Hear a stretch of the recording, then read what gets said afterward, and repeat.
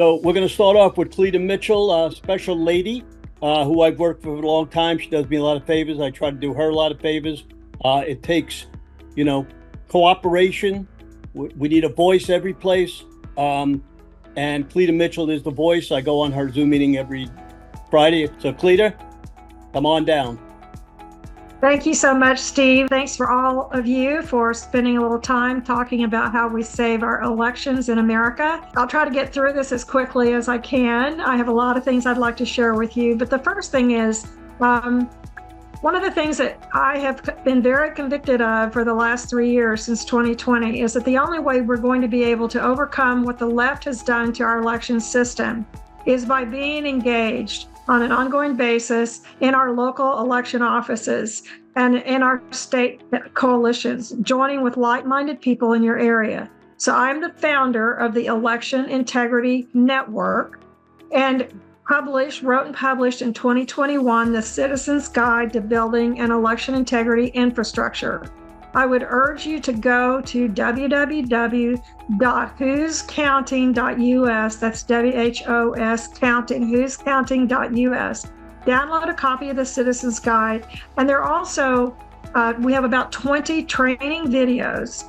They're all short, between 5 and 7 minutes, as to what you can do to help preserve the election process wherever you live. How to start a local election integrity task force, how to clean voter rolls, how to protect vulnerable voters, how to oversee election technology, all the different things that we need to do. So I urge you to get involved, download the Citizen's Guide. It's free. Share it with your neighbors, watch the videos, and learn what you can do with your election system wherever you may be. And that brings me to something that I became very concerned about earlier this year. When I began to look at the flood of illegals coming across our southern border, the Biden executive order from 3 years ago, which I've talked about a lot, worked on a lot, when Biden ordered every federal agency to become essentially a Democrat voter registration and turnout machine, using our tax dollars to elect Democrats to office. And then I started realizing that when you couple those two things with a very porous situation in terms of getting non-citizens and illegals on the voter rolls, and then the fact that they are being encouraged through our tax dollars by these left-wing NGOs that are taking these illegals all over the country, I realized that we have a real threat to our sovereignty and to our election in 2024.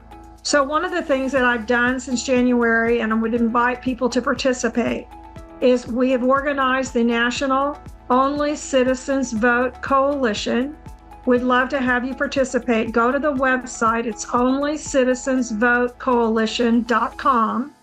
And there you can download facts and information about what the law says about non-citizen voting and what we need to do to ensure that only citizens are voting in our elections this year and beyond.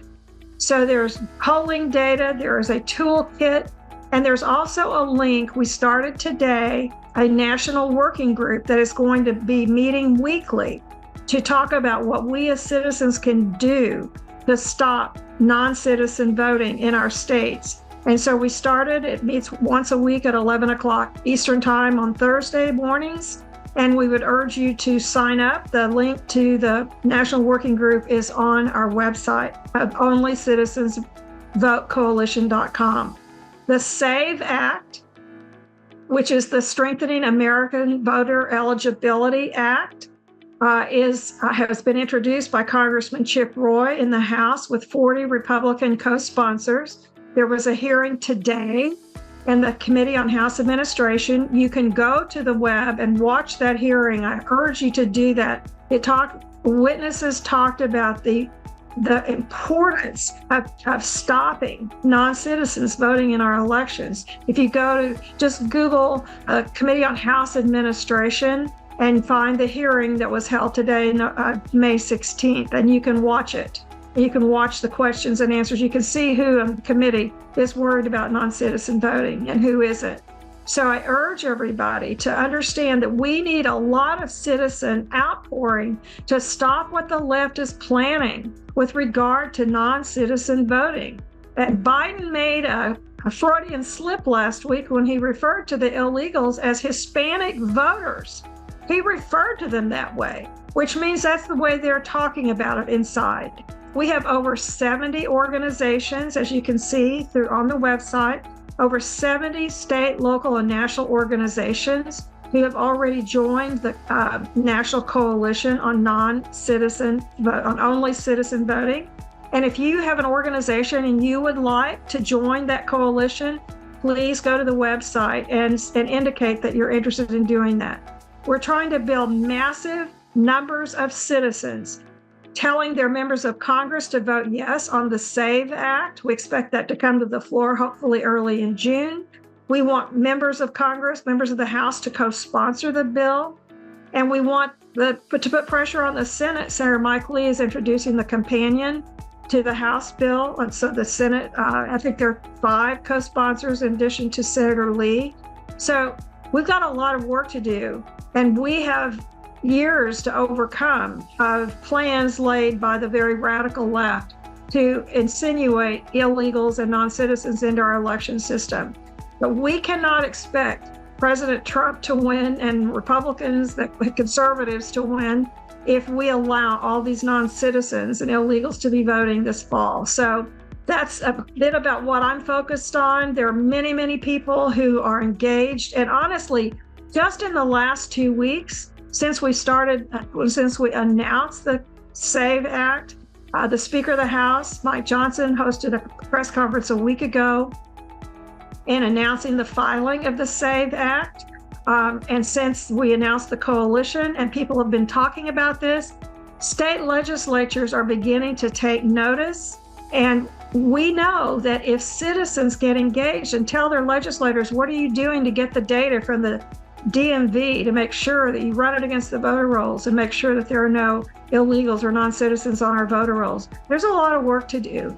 And I'll just close with this. I didn't realize until I started really delving into this, you don't have to be a citizen to get a Social Security number. You don't have to be a citizen to get a real ID. You don't have to be a citizen to get a driver's license, period, in America. And those are the only 2 ways that the law requires election officials to verify residency and identity.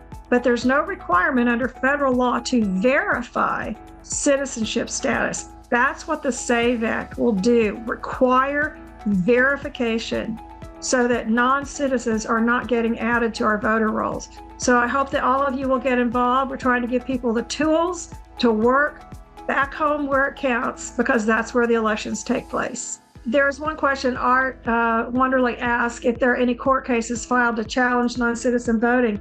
I'll tell you that we have a very bad case, bad decision, a 2013 U.S. Supreme Court decision coming out of Arizona, where Arizona had passed a statute. It still has a statute. They've been trying for 20 plus years to get documentary proof of citizenship in order to register to vote. And because every state is required by federal law to accept and use the federal postcard voter registration application, Arizona wanted to have the Election Assistance Commission add specific language for Arizona that said you can, if you check the box, that's all anybody has to do today is just check a box saying they're a citizen. There's no verification of proof required. Arizona tried to get that. The Supreme Court said only Congress can change the law to require documentary proof of citizenship. So this is a really bad situation. It's why we need the SAVE Act to overturn this very bad Supreme Court decision. And so just so you know, in Arizona, because of that court decision, there are now 2 voter lists. There's the state voter registration list, and then there's the federal only registration list. And the people who cannot provide documentary proof of citizenship, guess what? They're added to the federal only voter registration list. So they can vote for president, Senate, and U.S. House, and they're the ones who cannot prove citizenship. It's a pretty bad situation. We're trying to unwind a very long period of laws and practices that have taken, I think mostly nobody ever contemplated when those decisions and statutes were being passed that you would have a wholesale disregard of our immigration laws. So this is a perfect storm for bad things to happen. I hope you'll get involved and help us fight this. Cleta, you want to tell them how to get in touch with you if they need to get in touch with you? The best way to reach me, but please, oh my gosh, Steve, Cleta at cletamitchell.com is my email address. I get many hundreds and hundreds of emails a day. So, if you email me, I'll find a way to respond. That's because everybody loves you, Cleta. But honestly, please go to the website and look at, go to onlycitizensvotecoalition.com, get involved with that. Go to whoscounting.us, download the materials, learn how we can make a difference. Only patriots are going to save this country. Thank you, Cleta.